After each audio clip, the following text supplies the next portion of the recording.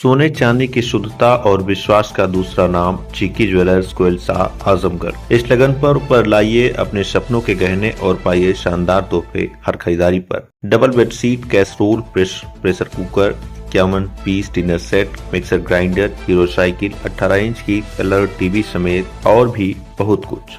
शुद्धता की पूरी गारंटी, हॉलमार्क EHUID वाले 18 कैरेट 22 कैरेट गहनों की विशाल रेंज उपलब्ध। तो आज ही आइए चीकी ज्वेलर्स कोयलसा बाजार आजमगढ़। अधिक जानकारी के लिए स्क्रीन पर दिख रहे नंबरों पर संपर्क करें। सहयोगी प्रतिष्ठान चिक्की कॉस्मेटिक्स एंड जनरल स्टोर।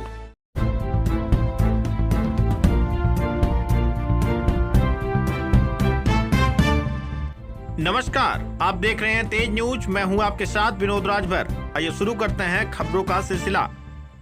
गोरथानी में हुई गौहत्या के मामले पर बोले विधायक संग्राम यादव, जब गौशाला में भी गाय सुरक्षित नहीं तो सरकार जवाब दे। पीड़ित परिवार से मिले विधायक, पार्टी की ओर से दी आर्थिक सहायता। आजमगढ़ जिले के अतरौलिया क्षेत्र के गोरथानी गांव में 2 गोवंशों की निर्मम हत्या के बाद प्रशासनिक निष्क्रियता को लेकर समाजवादी पार्टी के विधायक डॉक्टर संग्राम यादव ने कड़ी नाराजगी व्यक्त की है। बुधवार की शाम लखनऊ से लौटते ही विधायक संग्राम यादव अपने दल के साथ पीड़ित हरिराम यादव पुत्र अभिराज के घर पहुंचे, जहां उन्होंने परिजनों से मुलाकात कर ढांढस बंधाया और पार्टी की ओर से आर्थिक मदद भी प्रदान की। विधायक ने घटनास्थल और गौशाला का निरीक्षण करते हुए कहा कि जब घर और गौशाला में दोनों जगह गाय सुरक्षित नहीं तो यह सरकार और प्रशासन की पूरी तरह से विफलता है। उन्होंने कहा कि यह घटना क्षेत्र में पहली बार इस प्रकार की है और इससे पूरा इलाका मर्माहत है। विधायक संग्राम यादव ने प्रशासन से जल्द घटना का खुलासा करने और दोषियों पर कड़ी कार्रवाई करने की मांग की। उन्होंने कहा कि थाना पुलिस ने उन्हें आश्वासन दिया है कि घटना के सुराग मिल चुके हैं और खुलासा जल्द ही होगा। गौशाला की दुर्व्यवस्था पर सवाल उठाते हुए उन्होंने कहा कि गौशालाओं में बजट की कमी के चलते गायों की निर्मम मौतें हो रही हैं और सरकार इस पर मौन है। समाजवादी पार्टी सरकार द्वारा लाए जाने वाले किसी भी गौ संरक्षण बजट का पूर्ण समर्थन करेगी।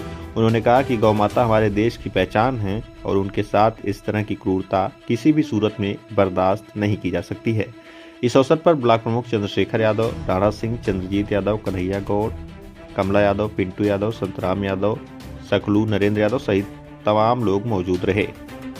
देखिए, हमारा इस गांव से बहुत गहरा रिश्ता है और हर गांव से, और जैसे ये घटना सुनने में आई कि गोरथानी गांव में गौ माता के साथ इस तरह से उनकी निर्मम हत्या कर दी गई गौशाला के अंदर ही, हमारी पार्टी के लोग दौड़े भागे, जितने भी लोग थे आए, खासकर प्रमुख जी तुरंत घटना स्थल पे भी पहुंचे और स्थानीय जितने प्रधानगण, पूर्व प्रधानगण, BDC गण, सारे लोग आए और पॉलिटिकल पार्टी के भी लोग आए। हमने देखा, सबको भारी दुख है, हम सबको बहुत अपार पीड़ा है। हमारा लखनऊ के अंदर हमें मीटिंग में सम्मिलित होना था। हमारे माननीय राष्ट्रीय अध्यक्ष जी ने MLAs की बैठक बुलाई थी SIR को लेकर के, जिसके कारण हम तत्काल घटना स्थल पे और घटना नहीं पहुंच पाए। लेकिन मुझे दुख था, मैंने आदरणीय प्रमुख जी से भी बात किया तो प्रमुख जी ने कहा कि नहीं, मैं वहां पर उपस्थित हूं और सारे लोग उपस्थित हैं। सब लोग इस बात से दुखी हैं कि क्षेत्र में पहली बार इस तरह की निर्मम गौ माता की हत्या हुई है। वैसे तो पहले सुनने में आता था कि कोई भैंस चोरी कर ले गया, भैंस चोरी, लेकिन खुद गौशाला के अंदर जो आप सबने देखा इस तरह से हत्या, हम जब से समझ हमारी है इस तरह से कभी गौ माता की हत्या नहीं हुई थी। प्रशासन को बड़ी गंभीरता के साथ एक चुनौती के तौर पर इस बात को लेना चाहिए, क्योंकि गौ माता हमारे देश की पहचान है और गौ माता के संरक्षण की बराबर बात होती है, उनकी पूजा भी होती है। अभी गो अष्टमी भी हुई, बड़े पैमाने पर गौ माता को पूजा गया। तो अगर उनके साथ इस तरह से निर्मम हत्या की गई, हत्या के इतने दिन बीत गए, अभी तक लोग कहां तक आगे बढ़े हैं उसकी कोई जानकारी नहीं है। आने से पहले हमने यहाँ के स्थानीय थानाध्यक्ष से बात किया और वार्ता करके हमने पूछा कि आप कहां तक पहुंचे, जो अपराधी हैं, जो इस तरह से कुकृत्य किए हैं, आप उस पे कहाँ तक पहुंचे? तो उन्होंने हमें आश्वस्त किया कि विधायक जी हम बहुत नजदीक पहुंचे हैं, कुछ ही दिन में हम पर्दाफाश करेंगे। हमें कहा कोई पुलिसिया कहानी मत करना, ऐसे सटीक जगह पहुंचना, कोई किसी भी जाति धर्म का हो, अगर इस तरह से निर्मम हत्या किया हो गौ माता का, उसको कड़ी से कड़ी सजा दी जाए, ताकि इलाके में एक नजीर बने कि फला ने गौ माता पे इस तरह से हत्या किया तो उसे ये सजा मिली।